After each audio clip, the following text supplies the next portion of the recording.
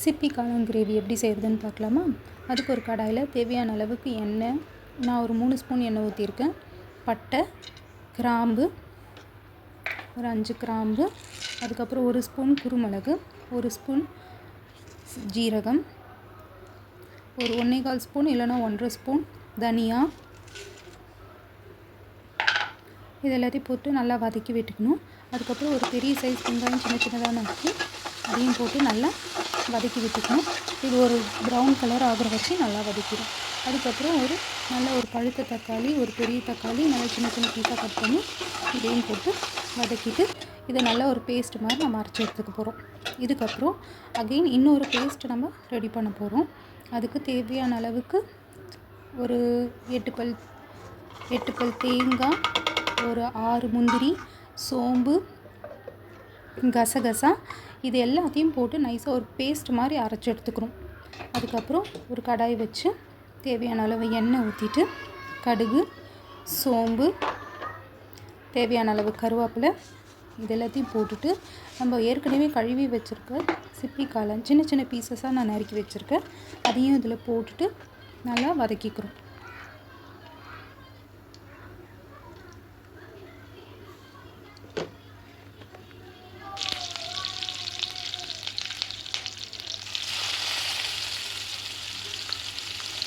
நான் ஒரு குட்டி குட்டி பீசஸாக கட் பண்ணி போட்டிருக்கேன்.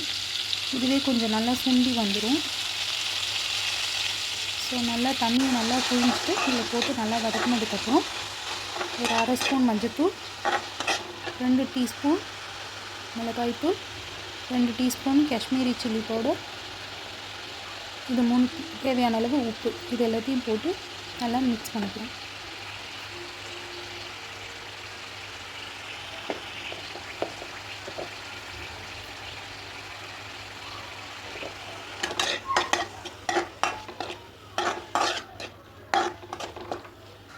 அதுக்கப்புறம் ஒரு 2 spoon ginger garlic paste add பண்ணியிருக்கேன். இதையும் போட்டு நல்லா வதக்கி விட்டு ஒரு 2 மினிட்ஸ்க்கு மூடி வச்சு சிம்லேயே வதக்கணும். அதுக்கப்புறம் நான் ஒரு 2 டீஸ்பூன் இல்லை 2 டீஸ்பூன் கரம் மசாலா ஆட் பண்ணியிருக்கேன். அது உங்கள் டேஸ்ட்டுக்கு ஏற்ற மாதிரி. ஸோ அதை நல்லா வதக்கி விட்டுட்டு ஏற்கனவே வெங்காயம் தக்காளி அரைச்சி வச்சிருந்த பேஸ்ட்டையும் தண்ணி ஊற்றி நல்லா மிக்ஸ் பண்ணி ஊற்றிக்க போகிறோம்.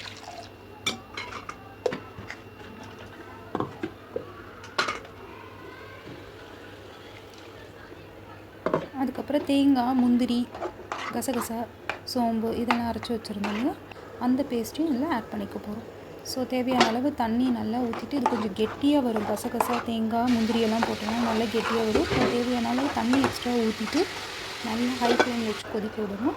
ஸோ இந்த மாதிரி எண்ணெய் பிரிஞ்சு வர ஸ்டேஜில் நான் கஸ்தூரி மேத்தி கொஞ்சமாக போட்டிருக்கேன். அதுக்கப்புறம் தேவையான அளவுக்கு கொத்தமல்லி தழை போட்டுட்டு ஒரு சிம்மில் வச்சு ஒரு 5 நிமிஷம் கழித்து சுட பரிமாறலாம். நான் இன்றைக்கி இந்த காளான் கிரேவியை சூடாக இருக்கிற இட்லிக்கு சர்வ் பண்ணி சாப்பிடுவேன். இது நீங்கள் தோசை, சப்பாத்தி, ஃபுல்கா, ரைஸ் எதுக்கு வேணால் ட்ரை பண்ணால் ரொம்ப நல்லாயிருக்கும். இந்த வீடியோ பிடிச்சிருந்தா subscribe and support me. Thank you.